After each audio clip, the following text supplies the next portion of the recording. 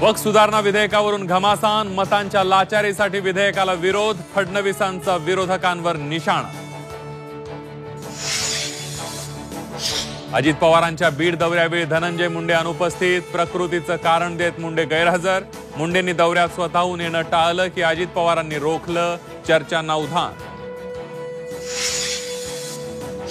बीडमधल्या वाळू रेतिया गँगसह सर्वच गँगना आता सुतासारखं सरळ करणार. उपमुख्यमंत्री अजित पवारांचा इशारा, कुणाचीही दादागिरी खपवून घेतली जाणार नसल्याचं वक्तव्य. अजितदादा बीड दौऱ्यावर असताना धनंजय मुंडे मुंबईत. आजारपणाचं कारण सांगणारे धनंजय मुंडे मुलीच्या फॅशन शोला हजर.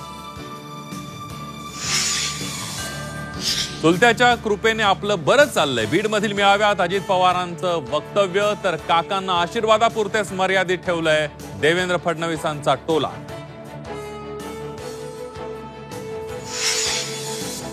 जामिनासाठी प्रशांत कोरटकरची धावाधाव. सत्र न्यायालयात जामीन अर्ज दाखल करण्याचा प्रयत्न फसला.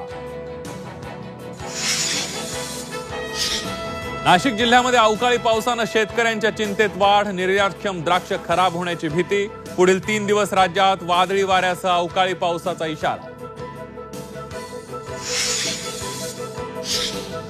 आणि सोन्याच्या दरात ऐतिहासिक उसळी. सोनं 94,000च्या घरात 24 तासात 1200 रुपयांची वाढ.